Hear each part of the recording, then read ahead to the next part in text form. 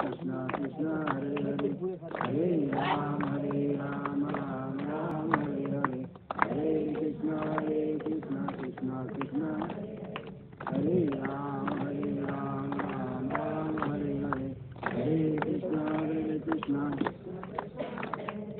हरे राम राम राम हरे हरे हरे कृष्ण कृष्ण कृष्ण हरे राम राम राम हरे हरे हरे कृष्ण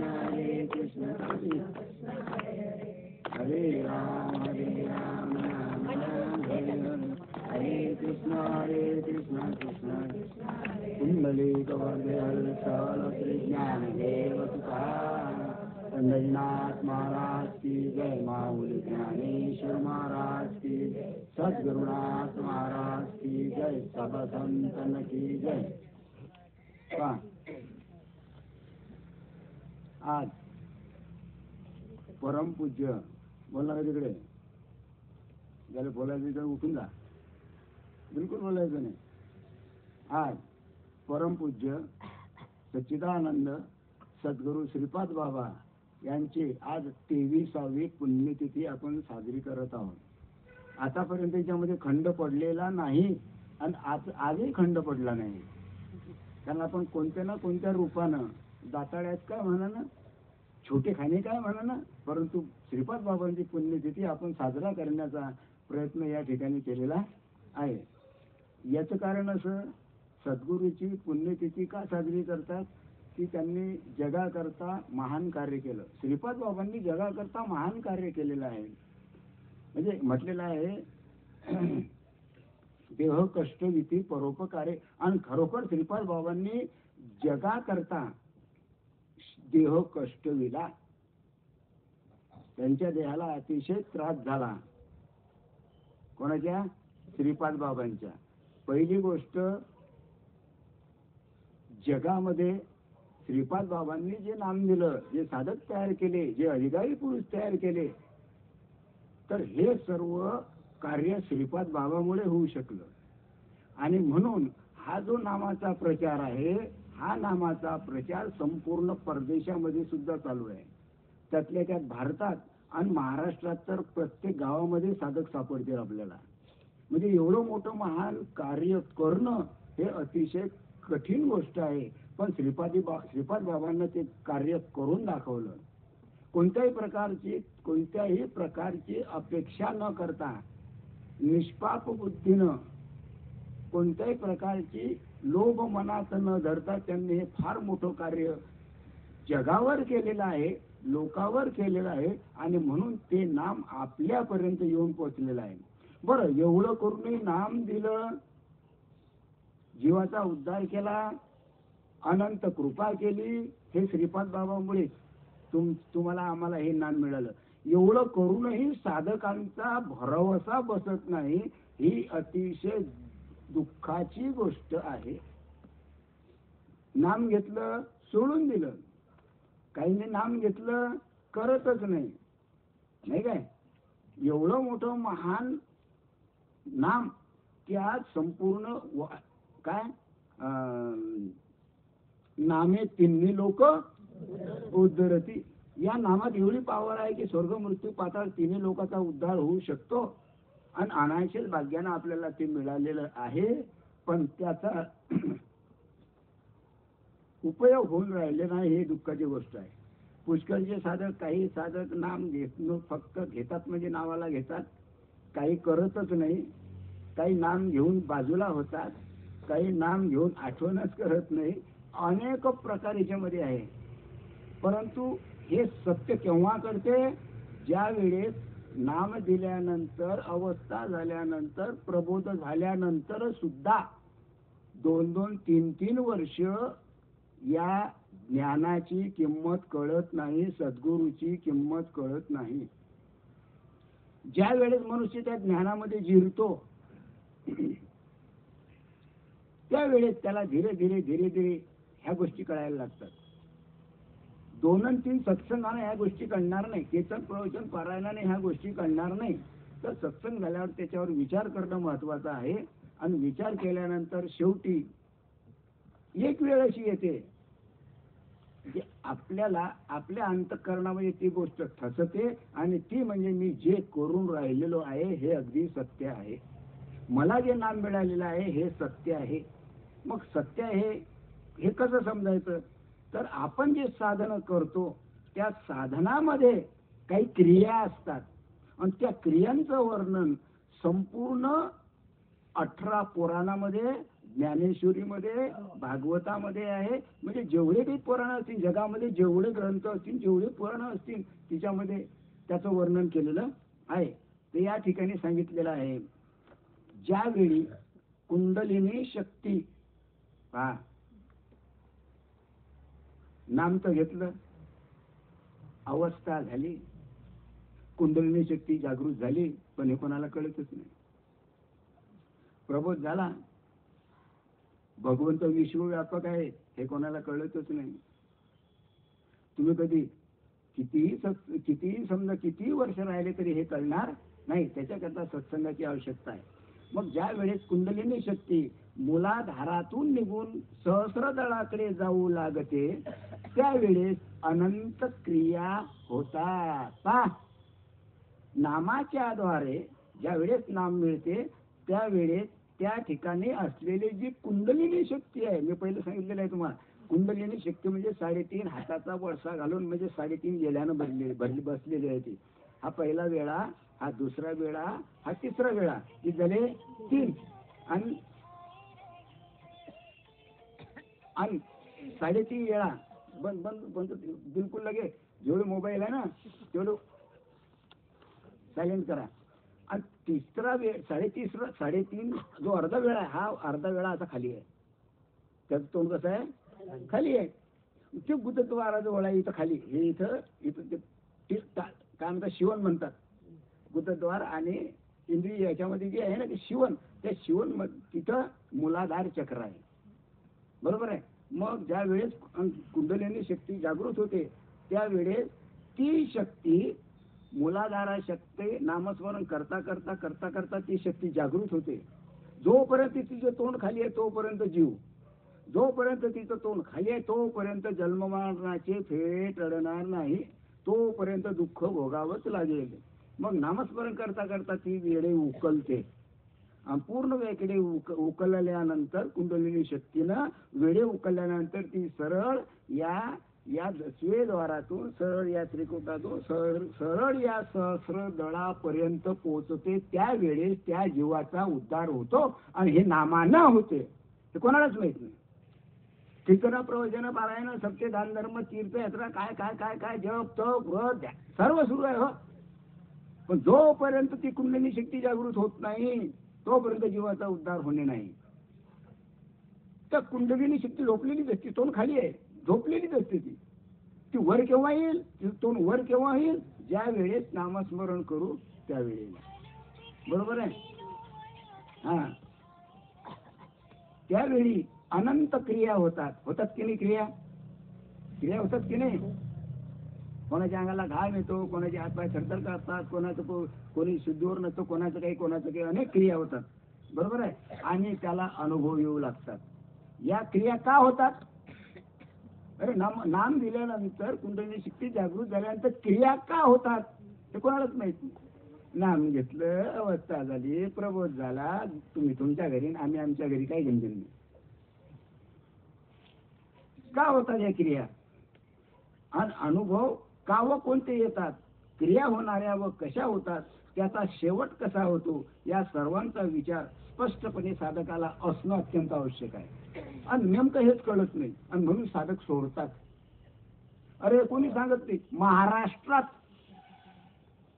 युट्यूबवर लावून द्या, महाराष्ट्रात कितीक लोकांनी नाम घेतलं, कितीक लोकांचे प्रबोध झाले. नेमकं क्रिया का होतात, कशा होतात आणि ह्या क्रिया होणं अत्यंत महत्वाचं का आहे याचा उल्लेख करणं प्रत्येक इथं बसलेल्या अनुभवी अधिकाऱ्याचं कार्य आहे. पहिले ते कार्य करा. अनुभव सर्वांना येतो, प्रश्नच नाही. पण ह्या क्रिया का होतात याचे अधिकारी पुरुष ज्यांना गुरुपद आलं ते कधी याचा विचार करतच नाही, सांगतच नाही. ज्यावेळी साधकाला शक्तिपात योग दीक्षा होते म्हणजे नाम दिल्यानंतर शक्तिपात होतो. शक्तिपात झाल्यानंतर ती कुंडली शक्तिपात आपण त्याला काय म्हणतो? अवस्था. कोणी त्याला अवस्था म्हणते, कोणी त्याला महाभाव म्हणते, कोणी त्याला अष्टसात्विक भाव म्हणते, कोणी त्याला कुंडलिनी शक्ती जागृत म्हणते, नाही काय, कोणी त्याला कृष्ण भावना भारीत म्हणते. अशा प्रकारे अनेक नाव आहेत त्याला. तर साधकाला शक्तिपात योग दीक्षा होते. त्यावेळी साधकाच्या ठिकाणी या अनंत प्रकारच्या क्रिया प्रगट होतात. काहीला जांभळ्या येतात, काहीला झोपच येते, काहीला वांत्या होतात, काहीला संडास होतात, नाही का, काहीच्या अंगावर घाण येतो, काहीच्या डोळ्यामधून पाणी येते, काहीला देहाचं भानच राहतं. अशा प्रकारे अनंत क्रिया प्रगट होतात. त्या का होतात हे पाहणं सर्वात महत्वाचं आहे. आणि त्याचाच आपल्याला या ठिकाणी विचार करायचा आहे. नाम तर कोणी घेते, नाम घेतल्यानंतर नाम घेतलं की सोडलं, नाम घेतलं की सोडलं, त्याचा काही फायदा नाही. तो एक प्रकारे भगवंताचा अपमान आहे. नाम घेतल्यानंतर त्याला टिकून राहिलं पाहिजे, बरोबर आहे. मग ज्यावेळी श्री गुरु शक्तिपात करतात, आता शक्तिपात करणं म्हणजे ज्या वेळेस सद्गुरू त्याला नाम देतात आणि नाम दिल्यानंतर ज्या वेळेस त्या साधकाच्या ठिकाणी शक्तिपात होतो, त्यावेळी तात्काळ अनादि निद्रेचा भंग होतो. अनादि निद्रा, अनंत जन्मापासून, अनादि काळापासून आम्ही अज्ञानी आहोत. अज्ञानी असल्यामुळे अनादि निद्रेमध्ये आम्ही झोप घेत आहोत. अनादि निद्रा, झोप घेऊन राहिलो आम्ही. म्हणजे आमच्या ठिकाणी काय आहे? अज्ञान आहे. आणि त्या अज्ञानामुळे आम्हाला समजत नाही. मग अनादि निद्रेचा भंग होऊन कुंडलिनी शक्ती काय होते? जागृत होते. अनंत काळापासून आम्ही जीव म्हणूनच आलो, जीव म्हणूनच जन्माला आलो, जीव म्हणूनच देह सोडलेला आहे. सुख दुःखात पडलो, जन्म मरणाच्या फेऱ्यामध्ये आम्ही अडकलेलो आहोत. त्याचं कारण असं, अनादि निद्रा आमच्या ठिकाणी आहे. कारण आमची कुंडलिनी शक्ती जागृत झालीच नाही, आमच्या ठिकाणी असलेला शक्तिपात झालाच नाही. ती कुंडलिनी, तिचं कुंडलिनीचं तोंड कुठं आहे? खालीच आहे. ती कधी हल्लीच नाही, बरोबर आहे. वेळे उकलण्याचा कधी प्रयत्न झालाच नाही आणि कोणी करू शकत नाही सद्गुरूशिवाय. मग कुंडलिनी शक्ती जागृत होते, त्यावेळेस प्राण प्रशुद्ध होतो. हा जो प्राण आहे मेल्यानंतर सोडतो का नाही, हा प्राण प्रशुद्ध होतो. प्रशुद्ध होतो म्हणजे काय होते? प्रशुद्ध होतो म्हणजे मला जर राग आला तर मी काय केलं? 2 थोबाडी देईल तुमच्यासोबत, बरोबर आहे. माझा राग प्रशुद्ध झाला म्हणजे राग आला की नाही. हा, तसा तो प्राण काय होतो? प्रशुद्ध होतो. आणि मूलाधारात त्याची गती वृद्ध झाली की क्रिया सुरू होते. मूलाधाराच्या ठिकाणी त्याची क्रिया काय होते? सुरू होते. आणि ती कशानं? नामानं. आणि मग ती क्रिया सुरू झाली की काय होते? त्याचा अनुभव योग शिखोपनिषदाच्या 6व्या अध्यायात केलेला आहे.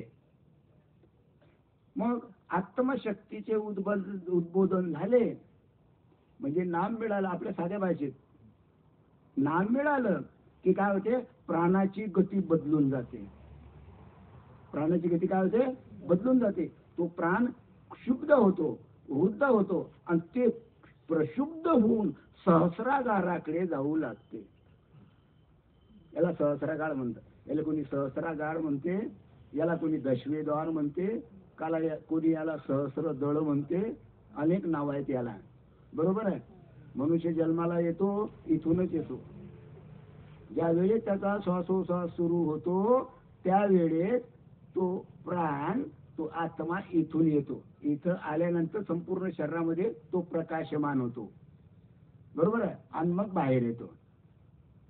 आतमध्ये सुरू राहते ते श्वासोश्वास कोणाचा? त्याचा. मग इथून आला संपूर्ण शरीरामध्ये पसरला, बरोबर आहे. म्हणजे त्याला चेतना आली की नाही चेतना. मग बाहेर आल्यानंतर तो श्वास बंद होतो काय? श्वास चालूच असतो. मग लहान होतो, मग बाळ असतो, मग लहान होतो, मग प्रौढ होतो, जवान होतो, म्हातारा होतो, तरी त्याचं ते चालूच असते, बरोबर आहे.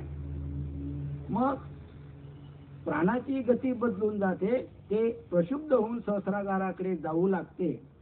परंतु पुढे जाण्याला वाट न मिळाल्यामुळे, बरोबर आहे, नामाशिवाय ती प्रशुद्ध होणार नाही. बरोबर आहे.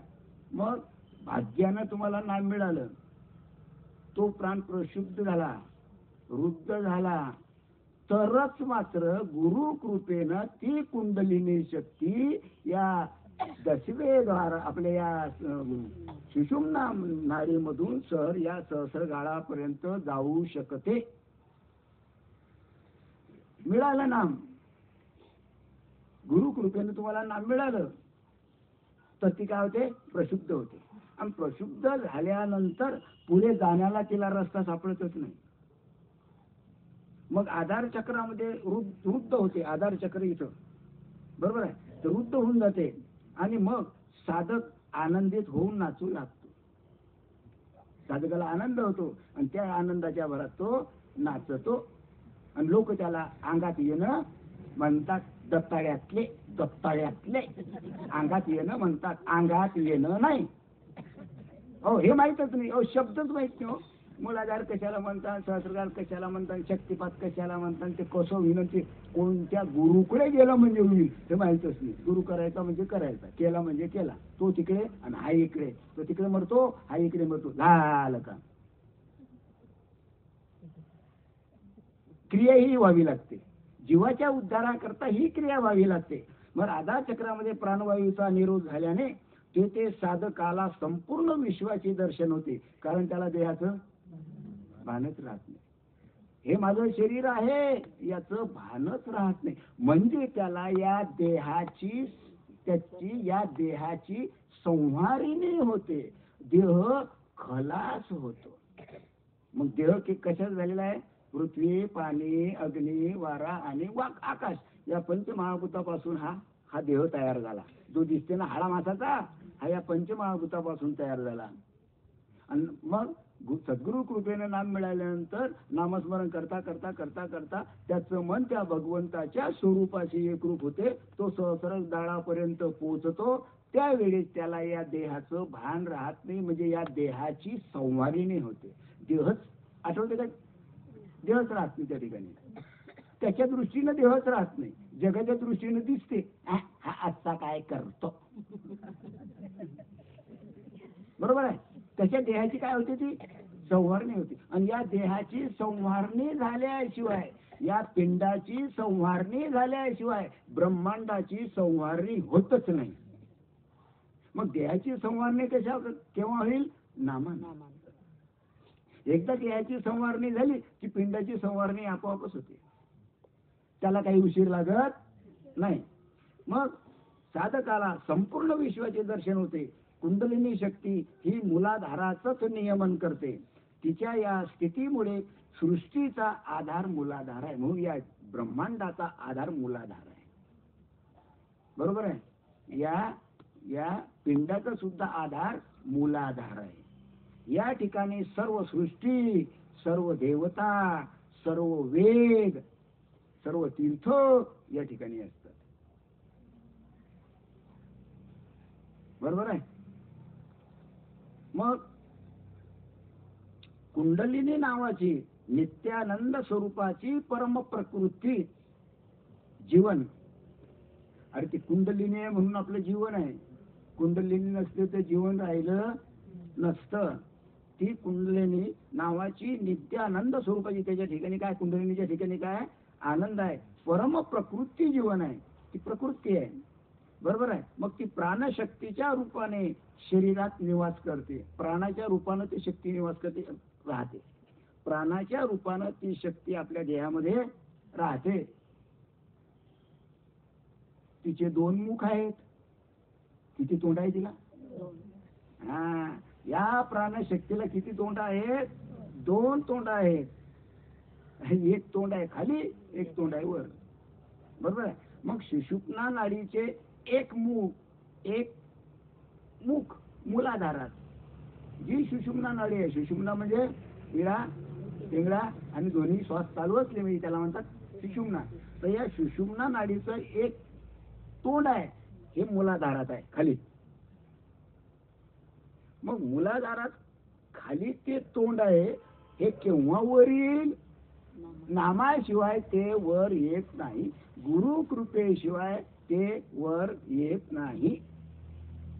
मग मग सुषुम्ना नाडीचं एक पुढे, एक तोंड पुढे मूलाधाराच्या ठिकाणी आहे आणि दुसरं आहे सहस्रागारात. किती तोंड आहेत? दोन. एक आहे मूलाधारात, दुसरा आहे सहस्रागारात. मग आम्ही कोणत्या तोंडाला पाहतो? मूलाधारामध्ये जे आहे ते तोंड तसंच राहू देतो, त्याला काही धक्का लागत नाही, ते जसंच्या तसंच ठेवतो. आणि म्हणून जन्म मरणाच्या फेऱ्यामध्ये आम्ही अडकतो. मग बरोबर आहे. मग त्या मूलाधारातील मुखाला म्हणजे ब्रह्मद्वार किंवा ब्रह्मविवराला अडकवून पहा. मूलाधारातील मुखाला, ते मूलाधाराचं जे मुख आहे, मुख म्हणजे तोंड, तिथं ब्रह्मद्वार आहे. कोणतं द्वार आहे? ब्रह्मद्वार, विवर. म्हणून ब्रह्मविवराला अडकून त्याच्या तोंडावरच ती झोपलेली आहे. ब्रह्मविवर बंद, ब्रह्मद्वार बंद. आधार चक्राच्या ठिकाणी ते दार बंद करून ठेवले, ते ब्रह्मद्वार बंद आहे.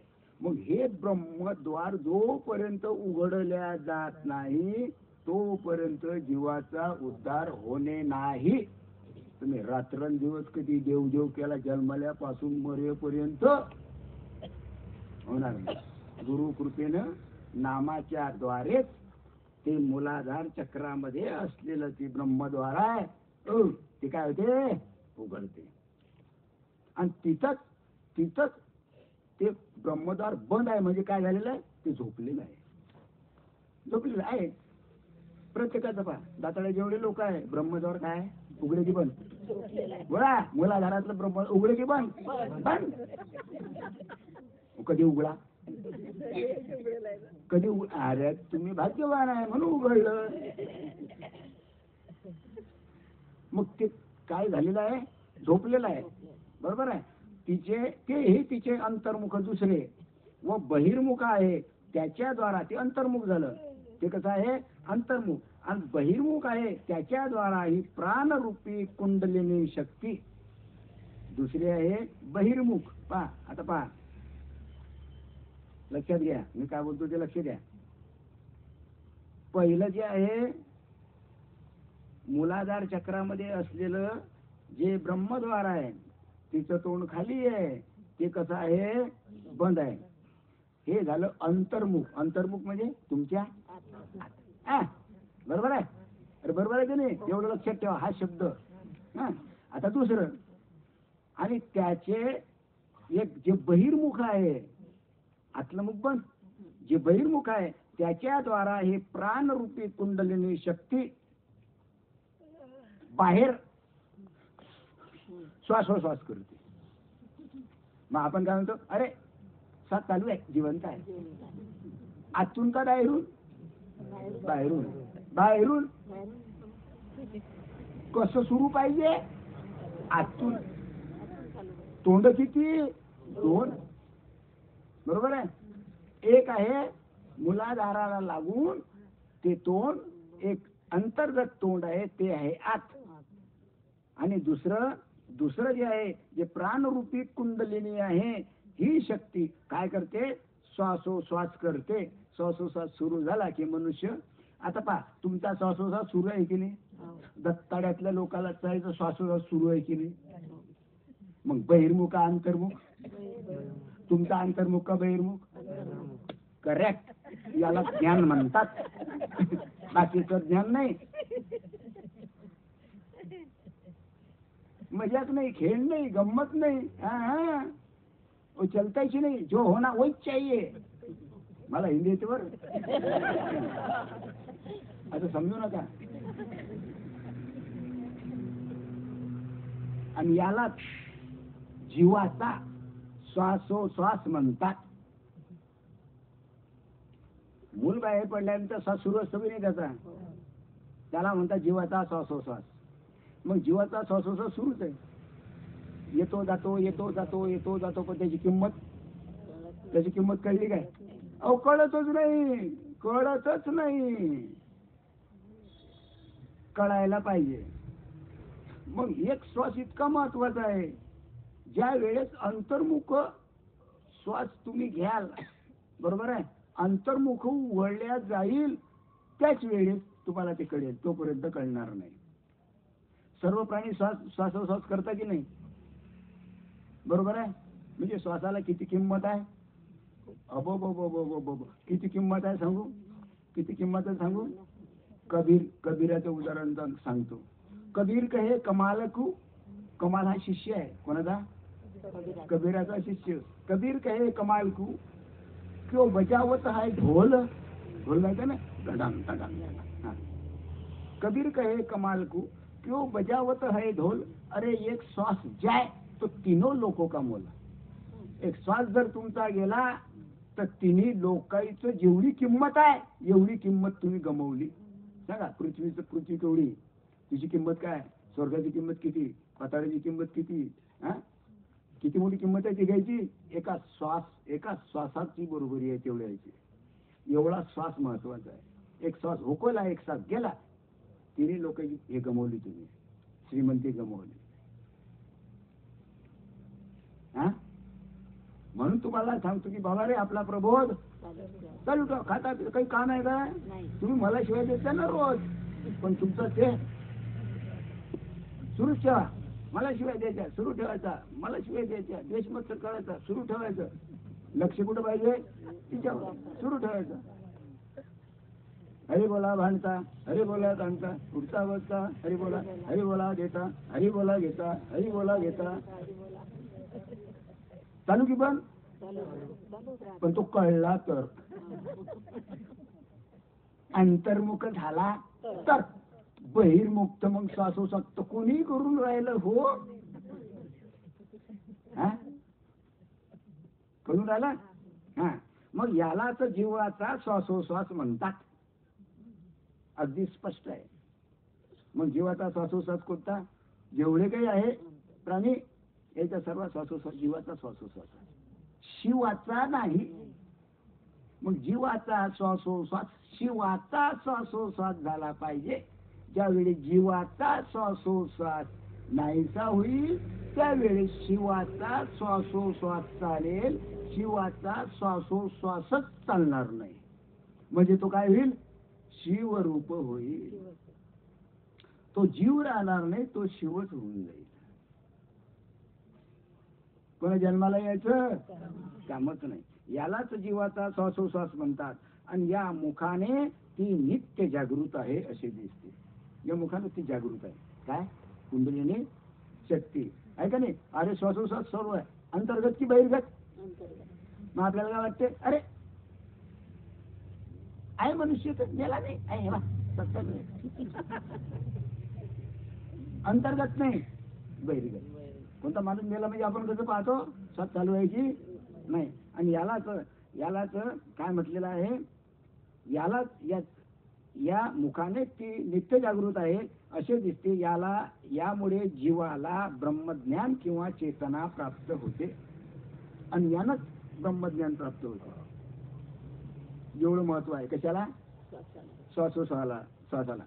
जीवाला जो भिन्नतेचा किंवा द्वैताचा भास सतत होतो व एकत्वाचा बोध होत नाही. द्वैताचा भास,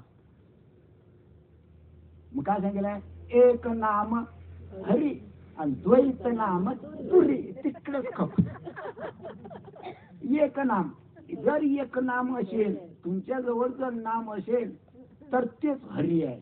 आणि ते एक नाम जर सोडलं तर द्वैत नाम दुरी, म्हणजे तुमच्या ठिकाणी द्वैतच आहे. ते द्वैत इतकं दूर आहे की ते भगवंताजवळ येऊ देत नाही. मग त्याला एकत्वाचा बोध कसा होईल, त्याला कारण ही शक्तीची बहिर्मुखता आहे. काय शक्तीची काय ही बहिर्मुखता. जीवन तिच्यावर चालू आहे, तिच्यावर सुरू आहे बहिर्मुखता. अंतर्मुखता माहितीच नाही.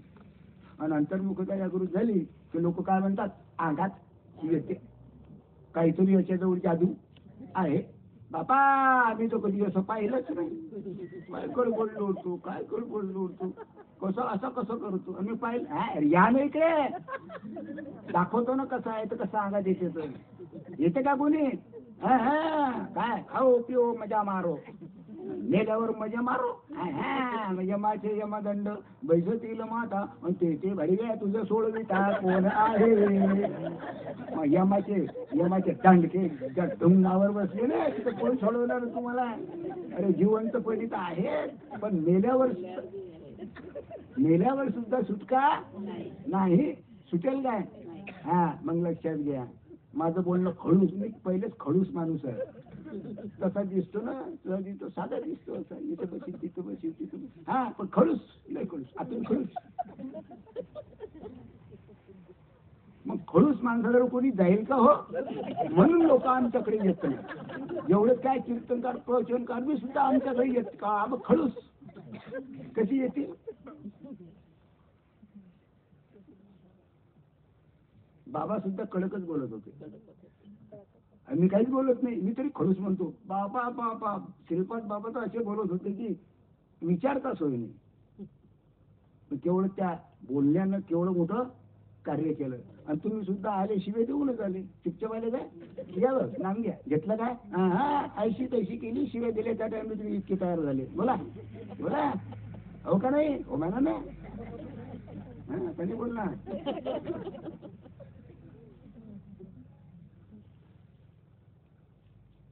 समजून राहिलं का नाही. हे नवीन आज मला आनंद झाला. आज 4-5 झालेली मस्त अवस्था झाली. वा वा मला खूप आनंद झाला. आता फिकिरने राहिली. त्याला कारण ही शक्तीची बहिर्मुखता. काय शक्तीची काय ही बहिर्मुखता. शक्तीची बहिर्मुखता असली म्हणजे मनुष्य जिवंत. बरोबर आहे. ज्या ठिकाणी तिचे अंतर्मुख आहे, ज्या ठिकाणी तिचं अंतर्मुख आहे त्यावेळी ती झोपलेली आहे. अंतर्मुखाच्या ठिकाणी कशी आहे ती झोपलेली आहे. त्यामुळे जीवाला अंतर्ज्ञान किंवा ब्रह्मज्ञान किंवा आत्मज्ञान होत नाही. म्हणजे ती अज्ञानानं बद्ध आहे. त्या ठिकाणी अज्ञान आहे, त्या ठिकाणी माया आहे, त्या ठिकाणी अविद्या आहे. अविद्येने ती बद्ध असल्यामुळे मनुष्य जन्म मरणाच्या खेळामध्ये अडकतो. या मार्गानेच गेल्याने साधक कोणत्या मार्गाने या शक्तिपात क्रियेच्या मार्गाने या मार्गाने गेल्याने तो साधक सहस्रागारातील निरामयाच्या ब्रह्मस्थानात पोहोचून त्याला आत्मसाक्षात्कार होतो. मग मला आत्मसाक्षात्कार झाला हे कळते का नाही कळत. नाही कळत. कारण तू त्याला द्यायचं बाहेरच नाही कळतच नाही. का देव कसा आहे कळेल का नाही. या पोकळीत नाही का तो आहे. या पोकळीत देव आहे की नाही. मग तो दिसतो का नाही दिसत. तुमच्या देव आहे की नाही आहे. मग तो दिसतो काय नाही. वारा आहे की नाही आहे. दिसतो काय नाही. मग आहे कसं समजा. पंख्याचं बटन दाबा अंगाला लागतो हा वारा आहे. तसा देव नाही. असे या ब्रह्मांडामध्ये ते भगवत तत्व ते आत्मतत्व ओतप्रोत भरलेलं आहे. बरोबर आहे. मग दिसते काय नाही दिसत. अरे भगवंत आहे पण आम्हाला दिसत नाही. मग आमच्या आतमध्येही भगवंत आहे पण आम्हाला दिसत नाही. मग दिसतो केव्हा. केव्हा दिसतो. केव्हा दिसतो ज्यावेळी त्याला आत्मसाक्षात्कार होतो त्यावेळी त्याला दिसतो. दिसतो म्हणजे दिसत नाही. बाहेरच्यांना दिसतो की हा याच्या अंगात आलं. याच्या ठिकाणी अष्टसात्विक भाव निर्माण झाले. याची कुंडली शक्ती जागृत झाली. दुसऱ्याला दिसते त्याला नाही समजत. ते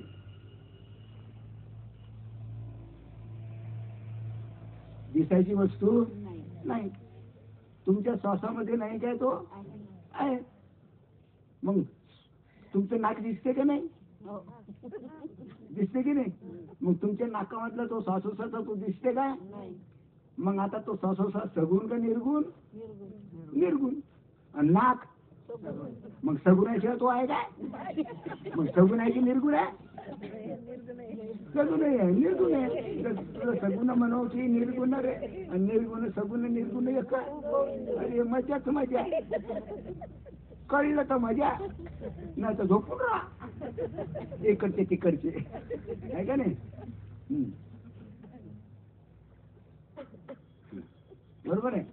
परंतु ब्रह्मद्वार अळवून मुलाधारामध्ये असलेलं जे ब्रह्मद्वार आहे आतलं, बरोबर आहे, अंतर्मुख ते बैद्वार ब्रह्मद्वार काय झालेलं आहे? अळवलेलं आहे. परंतु ब्रह्मद्वार अळवून परमेश्वरी शक्ती तेथे झोपलेली आहे. का? त्या ब्रह्मद्वाराच्या ठिकाणी ब्रह्मद्वार इथं आहे, पण ती शक्ती इथं झोपलेली आहे. कारण का? तिचं जे ब्रह्मद्वार आहे, ब्रह्म उघडण्याचा, भगवंताची प्राप्ती करण्याचा जो दार आहे, हे दारच तुम्ही इथं अडकवलं. आता इथं अळवलं तो दिसेल का? तो कळेल का? तो त्याचा अनुभव येईल काय? येणारच नाही. मग इथं ती ईश्वरी शक्ती काय झालेली आहे? झोपलेली असल्यामुळे साधकाचे प्राण सुषुम्नेत प्रवेश करत नाही. साधकाचे प्राण सुषुम्नेत प्रवेश करत नाही.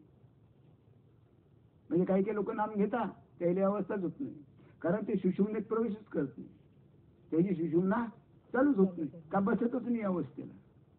सुषुम्ना कशी सुरू आहे? अष्टसात्विक निर्माण झाले, अवस्था झाली, कुंडली शक्ती जागृत झाली की आपोआप सुषुम्ना उघडते.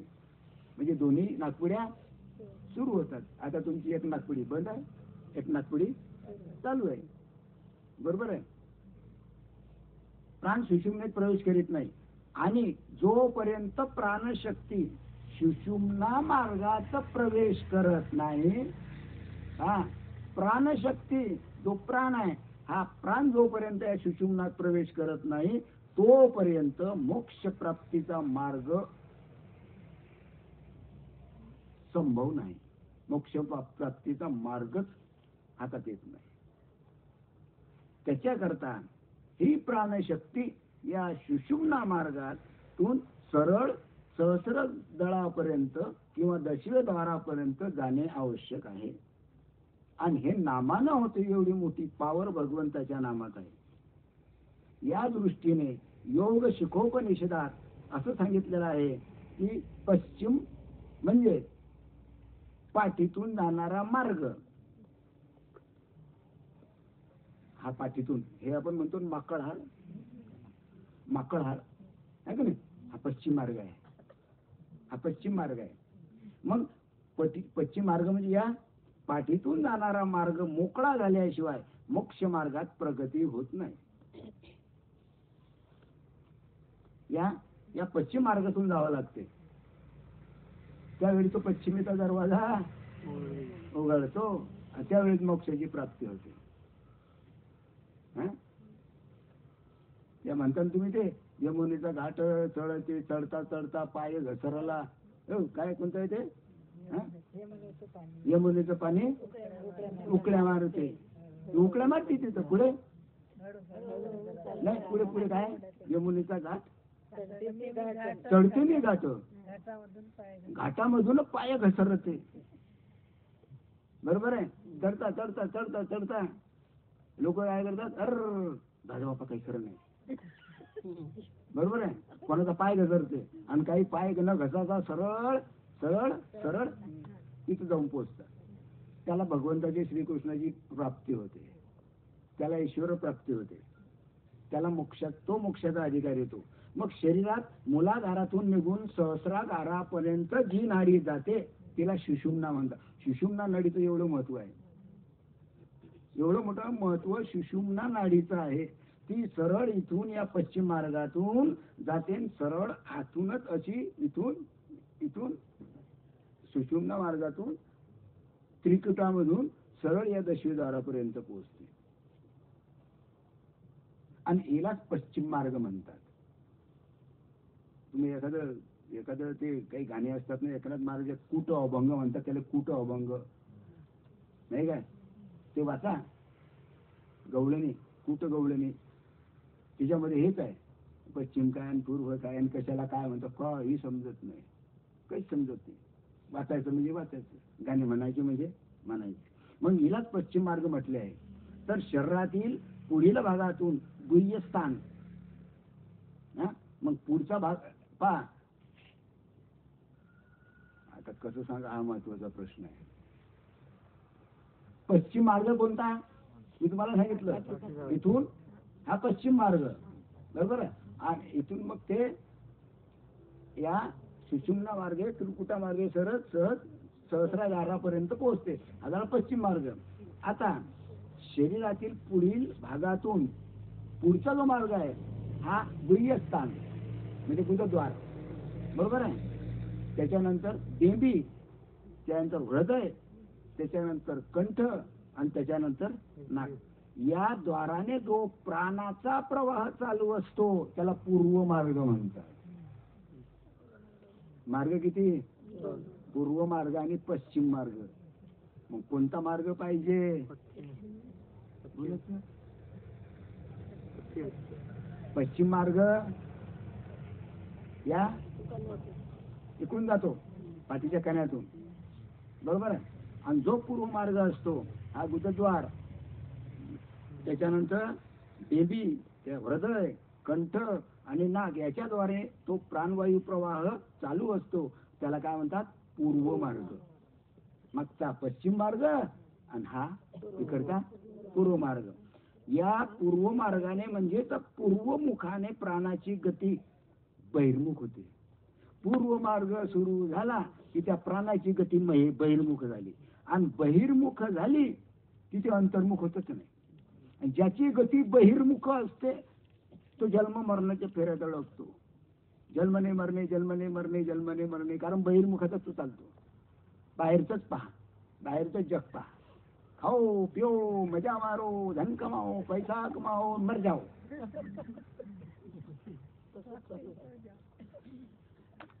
बरोबर आहे. बहिर्मुख. पुन्हा दुसरा जन्म बहिर्मुख. पुन्हा जन्म घेतच राहतो. बहिर्मुख त्याचं काही आटपत नाही. बहिर्मुख त्याचं सुरूच असतो. कुंडलिनीच्या या मुखाने श्वास प्रश्वासाची क्रिया होत असते.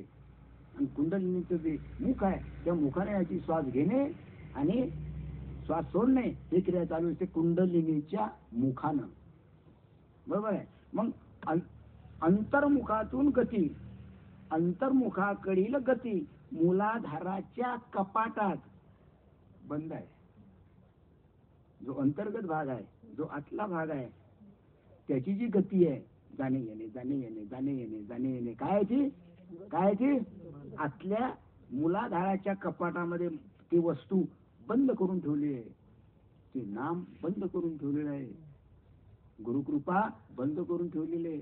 भगवत प्राप्ती बंद करून ठेवलेली आहे. कुंडलिनी बंद करून ठेवलेली आहे. कशात?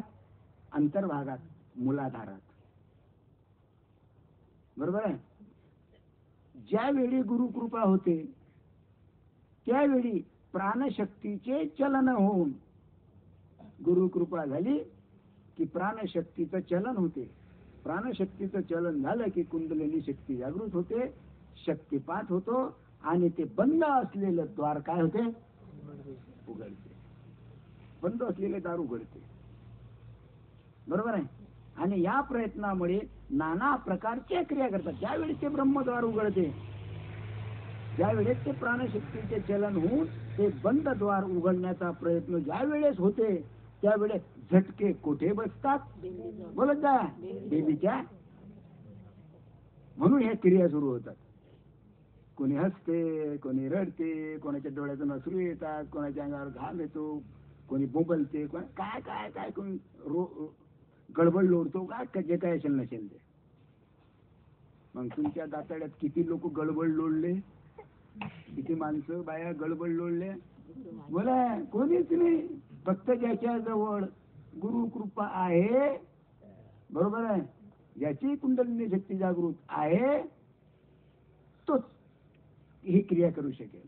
त्याच्याच ह्या क्रिया होतील, बाकीच्या क्रिया होणार नाही. नाना प्रकारच्या क्रिया साधनात प्रगट होतात, बरोबर आहे. मग मूलाधारात, पश्चिम मार्गात सर्व झोपून राहिले काय? झोपत असेल तर समोर बसा. नाही तू उभे राहा तिकडे त्या माणसाच्या मागे बाया इकडचे नाही.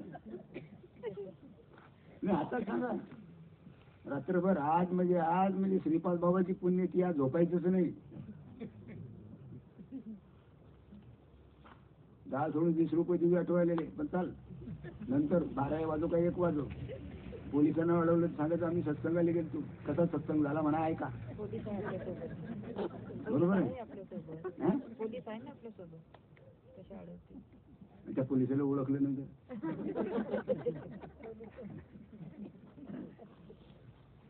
बर का मुलाधारात आणि ते देव नाही काही देवाचे नाम नाही काही नाही पण कसं हा बुवा संतराला काय लावलंय देवाचं नाव नाही पश्चिम मार्ग पूर्व मार्ग मुलाधार मार्ग काय हा कोणता सत्संग हा कोणता देव आहे.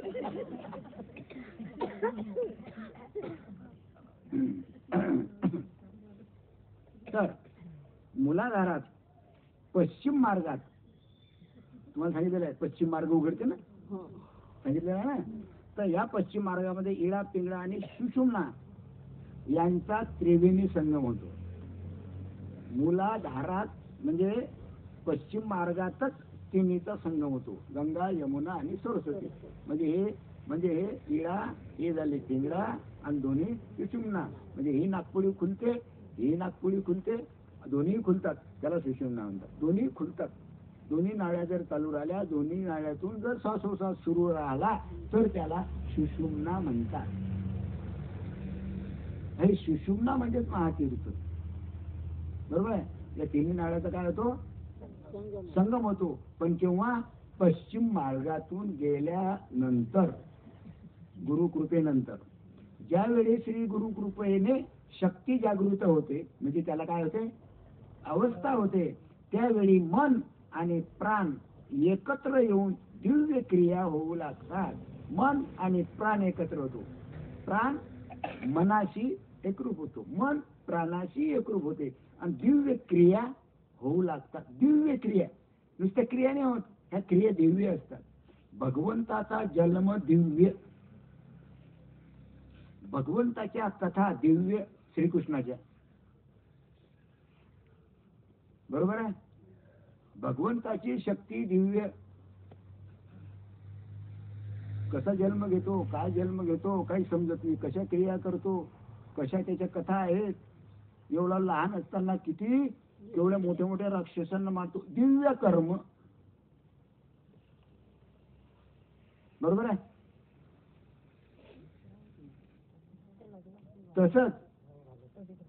तसंच मन आणि प्राण ज्या वेळेस एकत्र होतात त्यावेळेस मनुष्याच्या ठिकाणी सुद्धा दिव्य दिव्य क्रिया होऊ लागतात. पहा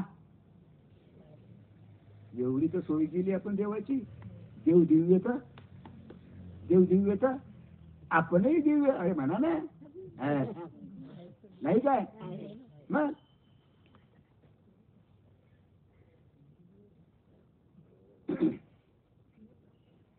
पण त्याची बरोबरी करायची नाही. आपल्याला जे पाहिजे तेच पाहिजे. मग मन आणि प्राण एकत्र होऊन दिव्य क्रिया होऊ लागतात. मग दिव्य क्रिया कोणत्या आपल्या या अष्टसात्विक भावाच्या क्रिया आहे ना ह्या दिव्य क्रिया आहे. ह्या दिव्य क्रियाच तर होत नाही ना. हो ह्या दिव्य क्रियाच होत नाही. होऊ द्या काही हे नका करून राहिलं ना.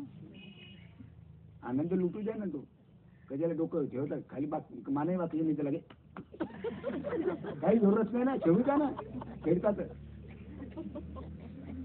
कशा सवयी आहे ते समजा. मग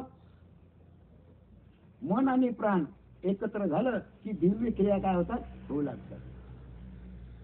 आता दिव्य क्रिया होण्याकरता गुरुकृपाच पाहिजे. दिव्य क्रिया होण्याकरता नामच पाहिजे. हे खरे स्नान आहे. याला म्हणतात खरे आंघोळ करणे. कारण त्यावेळी सुषुम्ना चालू असते. दोन्ही नाकपुड्या ज्यावेळेस अवस्था होते ना नाम दिल्यानंतर अवस्थेला बसायला होतं लागतं ना त्यावेळेस दोन्ही काय होते नागपुड्या चालू होतं, दोन्ही नागपुड्यातले श्वास जाणं येणं करतात.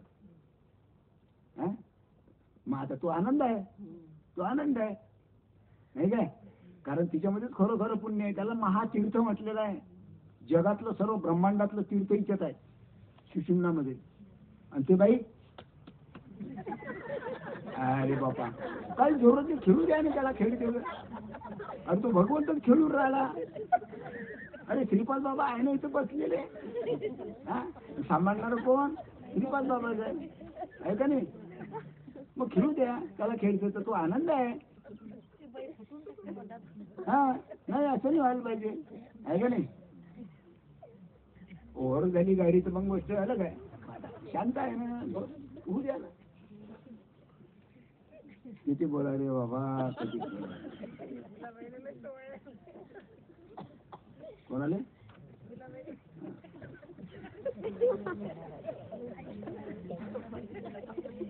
यालाच काय म्हटलेलं आहे स्नान, याला स्नान म्हटलेलं आहे. खरं आंघोळ, खरी आंघोळ ही खरी आंघोळ कोणती? आम्ही रोज उठतो, आंघोळ केल्याशिवाय आंघोळ नाही केली मनच लागत नाही. आता कसं लागून राहिलं, आंघोळच केली. अरे खरं आंघोळ करणं दिली सोडून, आणि या देहाचीच आंघोळ करून राहील. अरे किती या देहाची आंघोळ केली तरी नाकात शेंबुडी येणार. रोज कधी केली तर तोंडात लाळ येणार, कानात मळ होणार, दात फिरणार, ते पळणार, खाता खाता लाळ गळणार. अरे कशाची आंघोळ? देहाची. किती कर सांग. खरी आंघोळ कोणती? खरी आंघोळ कोणती? ज्यावेळेस मन आणि प्राण एकत्र होतात त्यावेळी दिव्य क्रिया होऊ लागतात. ते खरोखर स्नान आहे. या क्रियारूप स्नान होऊ लागते. अद्भुत अनुभवाचे पान साधक करतो. अलग अलग प्रकारचे त्याला अनुभव येतात आणि तो सर्व पापापासून मुक्त होतो. संतांची गॅरंटी, सर्व पापापासून मुक्त. संतांनी हेच कार्य केलं. अनेक जीवांना सोडवलं, अनेक जीवांना मुक्तीचं साधन दाखवून दिलं. बाबा रे घ्या, करा आणि मुक्त व्हा. कधी मरा मुक्तच आहे. संतांचं हे कार्य आहे, अडवणूक नाही. पण संतांच्या डोक्यावर पाय देणारे लागू इतके आहेत.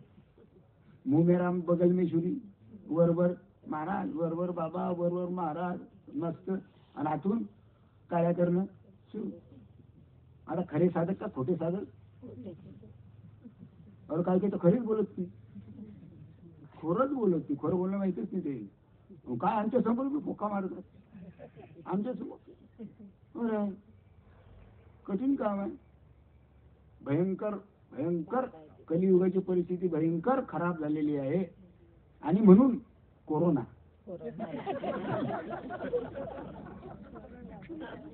हा एक कोरोना झाला. आता याच्या पुढे किती कोरोना येतील, किती येतील, तिच्यामधून वाचणं अतिशय कठीण आहे. 2020 साल निघालं ते गेलं, बरं झालं. आता 21 पहा, 22 पहा, 25 पहा, पाहत नाही कशी मजा येते. घराचे घर बरबाद होतील. काय करेल सरकार? काहीच करू शकणार नाही. कोणाची लीला? भगवंताची. का? नियत ठिकाणावर नाही. सर्व विकारामध्ये घडलेले आहे, सर्व मतलबी आहे. आणि म्हणून त्याचा परिणाम हा. जिकडे तिकडे चोरे, खून, दरोडे, बलात्कार, नाही काय, भ्रष्टाचार, बापा बापा बापा काय काय सुरू आहे. आणि पैसे करता तर लोक काही करायला तयार नाही. खाओ पिओ मजा मारो. देव पाहतो का नाही पाहत? गुढीच्या रे वाटते देव घराचा पाहतो. चुपचाप घरात भरणं पडेल की नाही? ताबडतोब. तिथं उशीर नाही. या हातानं कर आणि या हातानं भर. मग पापापासून मुक्त होण्याचा इलाज फक्त एकच, भगवंताचं नाम. आणि तोही तेही आधाराच्या पश्चिम भागात स्वयंभू लिंग प्रतिष्ठित आहे. भगवान शिव प्रतिष्ठित आहे पश्चिम मार्गामध्ये. त्या ठिकाणी सुषुम्नेमध्ये प्रवेश करण्याचे जे ब्रह्मद्वार आहे, त्याच ठिकाणी ते ब्रह्मद्वार आहे. हे ब्रह्मद्वार उघडते त्यावेळेस तो शिव प्रसन्न होतो. प्रसन्न झाला की सहस्रदळामध्ये तो येऊन बसतो. नाना प्रकारच्या क्रियाने कुंडलिनी शक्ती जेव्हा धडका मारून जाते, असे धडका मारते, तर कुठे धडका कुठं बसतो? इथं धडाधड धडाधड धक्का कुठं बसतो?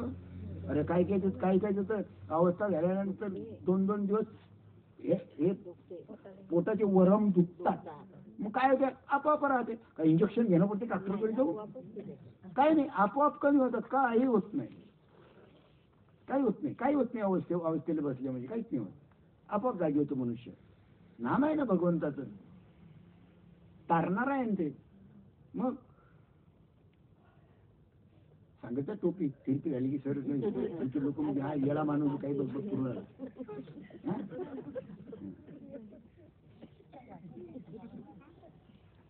तिथे झोपले कोपऱ्यात.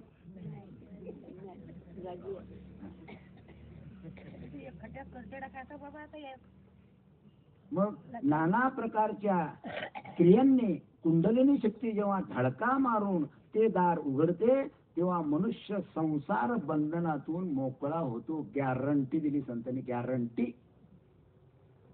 तुम्ही सर्व मुक्त आहात. फक्त जोपर्यंत आहे देह आहे तोपर्यंत आपलं नामस्मरण सुरू ठेवायचं, भाव ठेवायचा, श्रद्धा ठेवायची, विश्वास ठेवायचा, नामस्मरण सुरू ठेवायचं आणि शेवटी तरुण जायचं.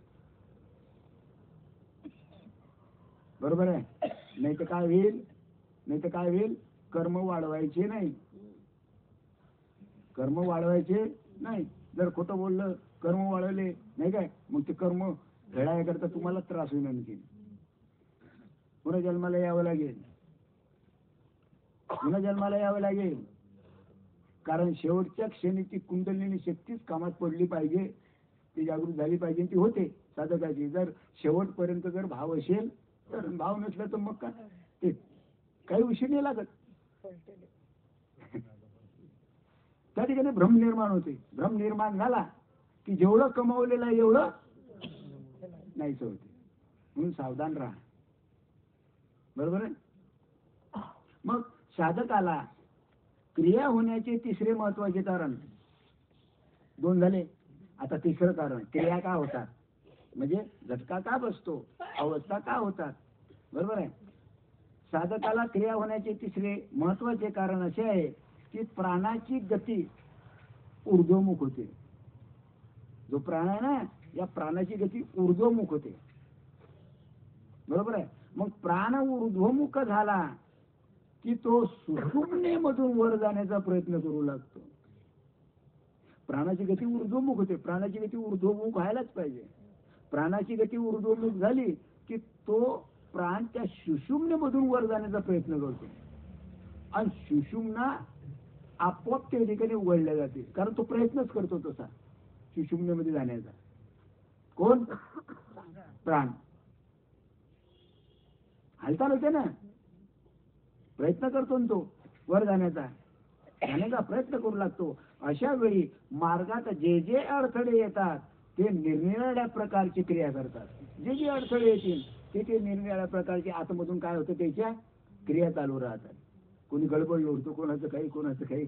आता हे अवस्था म्हणजे तुम्हाला त्याचं वर्णन सर्वांना माहित आहे, सर्वांना अनुभव आहे, ती सांगण्याची आवश्यकता नाही.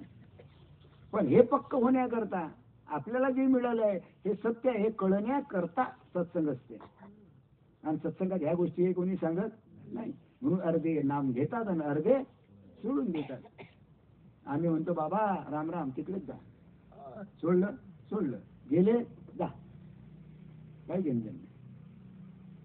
आम्ही आमचं कर्तव्य केलं, गुरुकृपेनं तुम्ही तुमचं कर्तव्य करा का नका करू.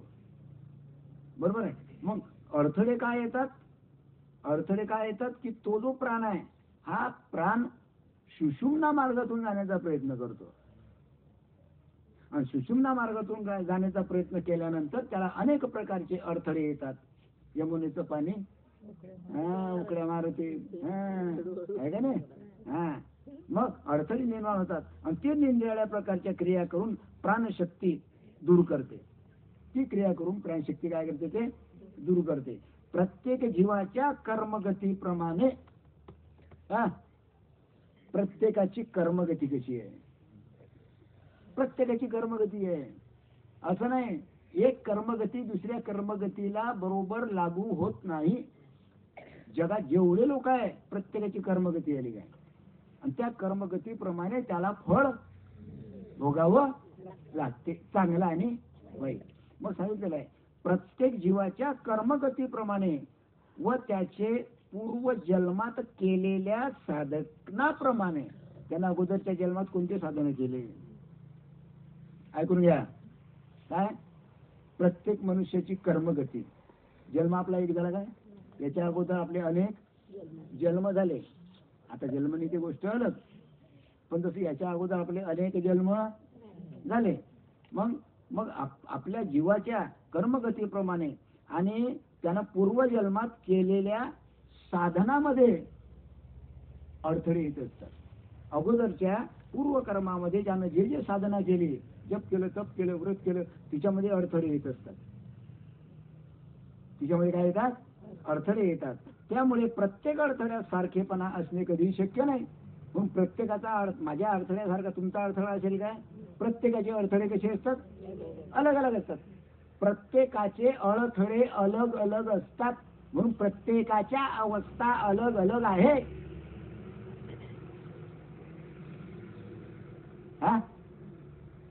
समजून आलं काय?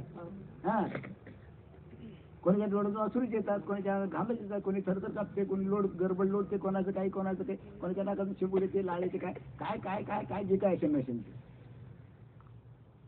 पूर्व कर्म, जीवाची कर्मगती आणि पूर्व कर्मात केलेलं साधन. आणि म्हणून काय होते? प्रत्येकाच्या अवस्थेमध्ये काय असतो? होतो बदल होतो. कोणाचं कसं, कोणाचं कसं, कोणाचं कसं. जागृत आत्मशक्तीला हे अडथळे. आत्मशक्ती कशी आहे? जागृत आहे की झोपलेली आहे? बोलत जाऊ का? बोला ना. जागृत आत्मशक्तीला हे अडथळे ओलांडून प्रत्येकाच्या ठिकाणी असलेली आत्मशक्ती जागृत आहे की नाही? आहे की नाही? अरे जागृत आहे म्हणून तुम्ही आम्ही धरून आलो इकडे, ऐकून राहिलो, डोळे ताणून पाहून राहिलो. आली ना माझ्याकडे. मग ती आत्मशक्ती कशी आहे? जागृत आहे. मग जागृत आत्मशक्तीला हे अडथळे ओलांडून साधकाला पलीकडे कसे न्यावयाचे याची पुरेपूर जाणीव असते. बरोबर जाणीव असते. त्यासाठी कोणत्या क्रियेची आवश्यकता आहे ती, याला कोणत्या क्रियेची आवश्यकता आहे ही ती आत्मशक्ती जाणते. झोपलेली नाही, ती जाणते. ती नाम मिळालं, जीवाचा तर उद्धार व्हायचा. मग याला कोणत्या अडथळ्यातून न्यायचं? याची कर्मगती काय आहे? बरोबर. पूर्वजन्मात त्यानं साधना कशी केली? कारण ती आत्मशक्ती जी असते, जागृत आत्मशक्ती, ही अनेक अडथळे ओलांडून साधकाला पलीकडे कसं नेलं जाईल, या दशदारापर्यंत कसं नेलं जाईल ही ती आत्मशक्ती जाणते, समजते तिला. आणि त्यासाठी कोणत्या क्रियेची आवश्यकता आहे हे सुद्धा तिला माहित असते. आणि म्हणून प्रत्येकाच्या क्रिया अलग अलग असतात.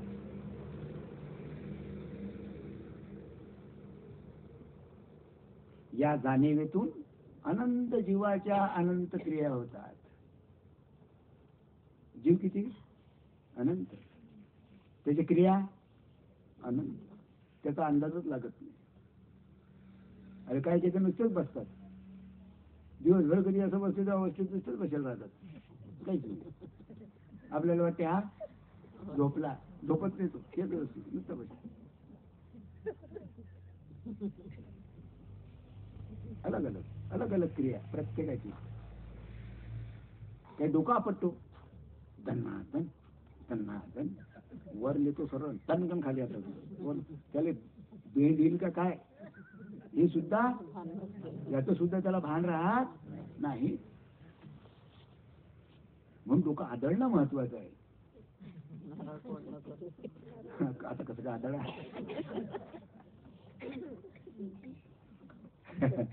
कठीण रे बाबा, कठीण कठीण कठीण. समजून आले की नाही? समजून आले ना? अरे कोणी घ्यावं नाही म्हणा, झालं बंद करतो.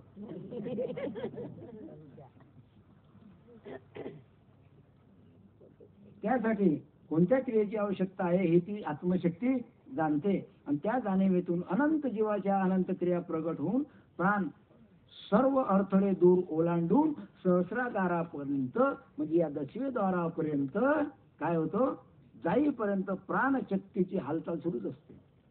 इथपर्यंत जोपर्यंत जात नाही ती प्राणशक्ती, तोपर्यंत ती हालचाल सुरूच असते, प्रत्येक अवस्था सुरू असते. मग तिथं गेल्यावर मुंडकं खाली टेकलं की थंडी गेली,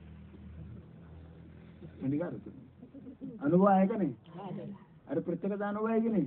मग खरं का खोटं? मग किती किती गुरु घेऊन सांग बघा रे.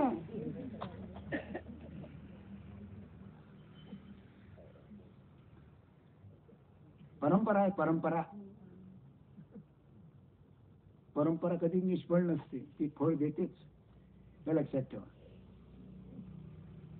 सहस्रागारात जाईपर्यंत प्राणशक्तीची जी हालचाल होते ती बाह्य आणि अंतरक्रियेच्या रूपाने प्रगट होते. अंतरक्रियेच्या रूपानं अलग, हो, आणि बाहेरच्या रूपानं cut cut cut cut cut अलग. बाहेरच्या रूपानं दोन्ही प्रकारे ती काम करते, पण बाहेरच्यांना दिसते, त्याला दिसत समजत नाही. किती झाले? आता घेऊ काय एक? घेऊ काय? अरे कोणी बोलतच नाही.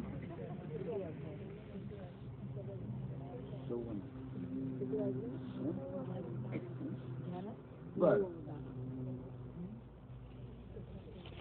मोठ्या माणसाची ऑर्डर झाली, घ्या.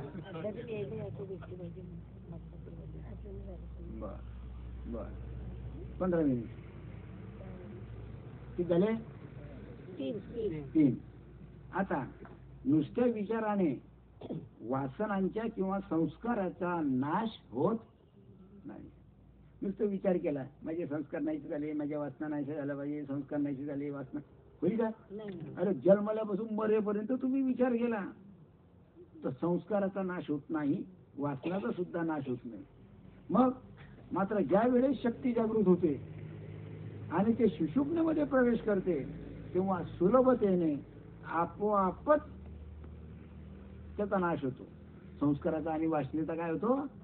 नाश होऊन जातो. सुषुम्ना नाडीमध्ये जन्म जन्मांतरीच्या वासना आणि संस्कार एकत्र झालेले असतात. सुषुम्ना नाडीमध्ये जन्म जन्मांतरीच्या वासना आणि संस्कार एकत्र होऊन त्या गाळाप्रमाणे काय झालेले असतात, साठून राहिलेले असतात. जन्मजन्मीच्या एक नाही, अनादी काळापासून त्या ऋतून बसलेल्या आहे गाळात. काय? वासना आणि संस्कार. ज्यावेळी शक्ती जागृत होते त्यावेळी ती सुषुम्ना मार्गातून प्रवाहित होऊन ऊर्ध्वगामिनी होते. म्हणजे कुठे जाते? वर. बरोबर आहे. ती जशी वर मार्ग आक्रमू लागते तशा वासना आणि संस्कार याचा नाश होतो. वासना आणि संस्काराचा जशी ती वर जाईल तस वासना आणि संस्काराचा काय होतो? नाश होतो. मात्र हा नाश सहजासहजी होत नाही. सहजतेनं होईल काय, सुलभतेनं होईल काय, नाही. मग ज्यावेळी शक्ती ऊर्ध्वगामी होऊन या दोन्ही गोष्टी जाळून टाकू लागते, म्हणजे वासना आणि संस्कार, ती शक्ती जाळून टाकते, त्यावेळी प्राणशक्तीला खूप अडथळे निर्माण होतात. प्राणशक्तीला खूप अडथळे निर्माण होतात. संपूर्ण शिशुना मार्गामध्ये जेथे जेथे अडथळे निर्माण होतात त्या त्या ठिकाणी ते प्राणशक्ती शुद्ध होते, वृद्ध होते. तिला काय येतो, राग येतो. त्या त्यावेळी तीव्र स्पंदने होतात, तीव्र स्पंदन सुरू राहतात. खरं की खोटं? फक्त दाताळ्यात तुम्हालाच माहित आहे, एकालाही माहित नाही, एकालाही माहित नाही. हा शिंद बोला नाही काही, हा कोण आहे?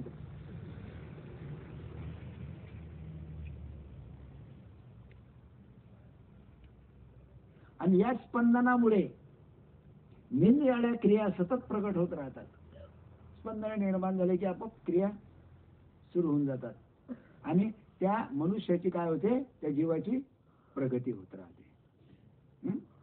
शक्ती जागृत होऊन आपल्याला एकदम समाधी लागावी असे जरी साधकाला वाटत असले किंवा ही शक्ती जागृत झाली पाहिजे आणि मला समाधी लागली पाहिजे असं जरी साधकाला वाटत असलं तरी, साधकाला वाटत असले तरी जन्म जन्मांतरीच्या संस्कार, वासना आणि इच्छा त्याला पुढे जाऊ देत नाही. एका जन्म अनेक जन्माचा आहे, वासना आणि संस्कार पुढे जाऊ देतच नाही. साधकाला त्या मागे मागे खेचत असतात. लक्षात घ्या, संस्कार आणि वासना मागे खेचत गेली की पुन्हा तो जीव पदावर येतो. जीव पदावर आला की पुन्हा जन्म मरणाच्या फेऱ्यामध्ये अडक, पुन्हा दुःखात अडक.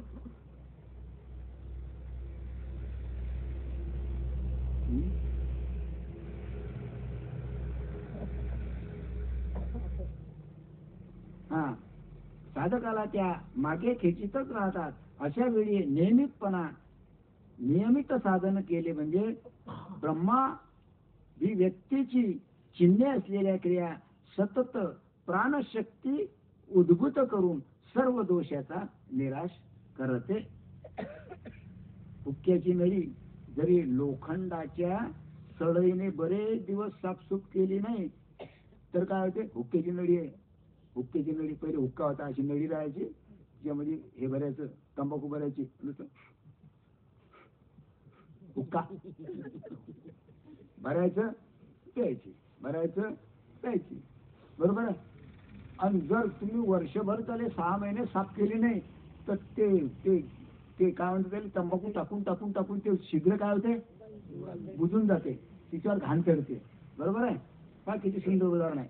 हुक्क्याची नळी जर लोखंडाच्या सळईने बरेच दिवसापासून साफसूफ केली नाही तर त्यात साठलेली घाण वाळत जाऊन हळूहळू काही दिवसानंतर ती नळी काय होते, बंद होते. मग काय करावं लागेल तुम्हाला, 2-4 महिने झाले की काय लोखंडाची काय घ्यायची, सळई घ्यायची आणि ते साफ करायचं. 2-4 महिने झाले सळई घ्यायची, म्हणा साफ करायची. तसं हे झालं आमचं काम, नाम झालं, प्रभू झालं आमचं काम. सोपी आहे का ते? अरे झटकत राहा, साफ करत राहा नामस्मरणानं, प्रबोधानं, त्यावेळेस फायदा आहे. नाही तर जैसे थे मग म्हणायचं नाही मी तुमच्या बरोबर येणार नाही, श्रीपाल बाबा येणार नाही, मालिका येणार नाही. बाबा मी तर लय केलं पण तुम्ही नाही आले, मी काय करू? तुम्ही ते घाण साफ केली तुम्ही, बरोबर आहे, बरोबर आहे की नाही? व पुढे त्या नळीतून हुक्का पिणारा धूर खेचू शकत नाही. मात्र तापलेल्या लोखंडाची सळई घालून जर ती हुक्क्याची नळी हळूहळू साफ केली तर ती जेव्हा पूर्णपणे साफ होईल त्यावेळी त्या नळीतून तंबाखूचा धूर योग्य रीतीने वाहू लागतो. तो पिणाऱ्याला काय देतो, आनंद देतो. नाही तर तुम्ही हुक्का पेत बसता. हे उदाहरण आहे, लोक ठिकाणावर आहे काय का झोपले?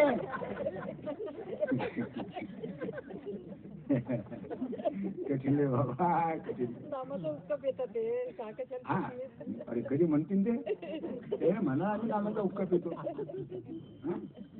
मग सुषुम्ना मार्गातही प्राणशक्तीची अशीच साफसफाई करून शुद्धीकरण झाले पाहिजे. प्राण बिना सायात सहस्रागारापर्यंत पोहोचतात व साधक कृतकृत्य होतो. हे शुद्धीकरण पूर्ण होईपर्यंत नाना प्रकारच्या क्रियाचे अवस्करण होतच राहते. म्हणजे या क्रिया पूर्ण होऊ देणं महत्वाचं आहे. तर आज परमपूज्य सच्चिदानंद सद्गुरू श्रीपाद बाबा यांच्या पुण्यतिथीनिमित्त हा जो आपण कार्यक्रम ठेवलेला आहे, किंवा अवस्था का होता, कशा होता, कोणाचा भरोसा असतो, कोणाचा भाव असतो, कोणाचा नसतो, तर त्याचं हे निराकरण अतिशय महत्वाचं आहे. तर सर्व साधकांनी ह्या गोष्टी लक्षात ठेवायला पाहिजे. तर आज झालेली माझी सेवा श्री सद्गुरू श्रीपाद बाबा यांच्या चरणी अर्पण करतो, भगवंताच्या चरणी अर्पण करतो आणि माझे 2 शब्द संपवतो. माऊलीच्या चरणी अर्पण करतो आणि 2 शब्द संपवतो. कुंडलिक वरदे हरि विठ्ठल श्री ज्ञानदेव तुकाराम पंढरीनाथ महाराज की जय. माऊली ज्ञानेश्वर महाराज की, सद्गुरुनाथ महाराज की जय. सब संतन की जय.